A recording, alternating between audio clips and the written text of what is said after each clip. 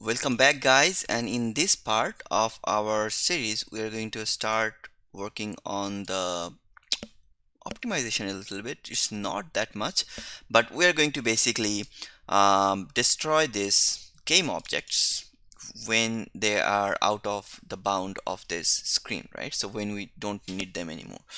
So let's head back to our script, and this is what we are going to do. We are going to check that if the current position of this bullet is outside the bound. How can we do that? We know that the bullet is always going up, so that means if the bullet goes somewhere in here, then we know that it's not visible in the screen anymore. So we can take a note on this value, which is 5, so maybe add a few more, 7 or something. So I'm going to check that if the value in y, if transform dot position dot oops dot position dot y is bigger than 7, we're just going to destroy this game object. That easy. So if I save and play my game now, okay, sorry, my bad, maybe you read it wrong. Oh, sorry, it's already there. So let's try to do 0.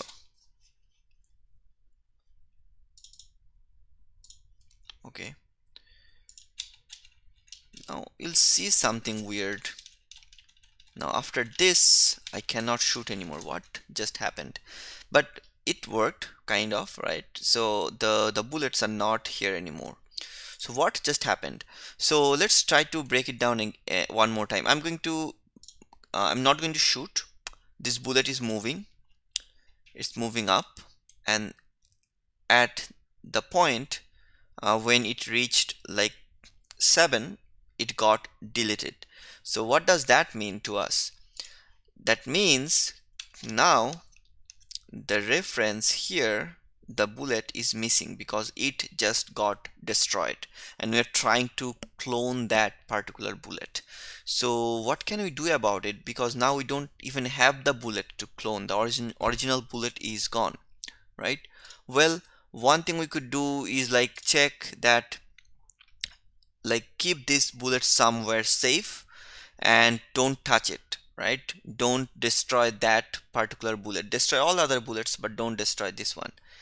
That can be one solution, but that is not a good one, right? So we need to take care of this manually, and it's a lot of other script that we need to do.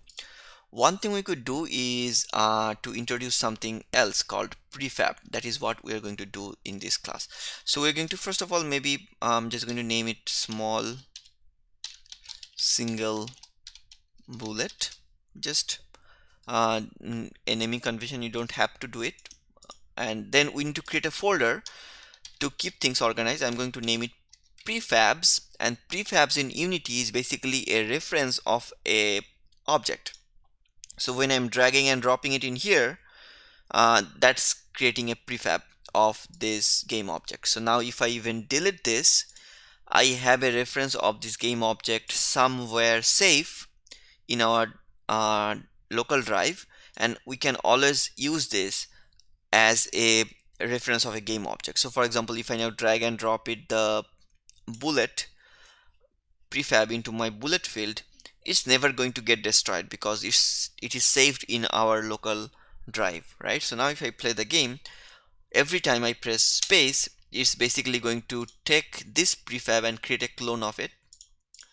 And if the bullet gets destroyed, we still get our own clone of that particular prefab by pressing space, right? Awesome. So yeah, that's good.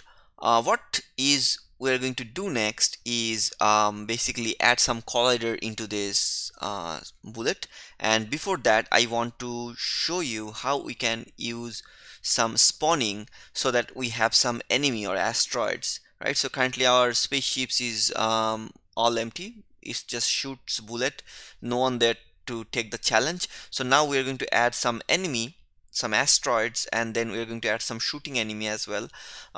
So that game is more challenging.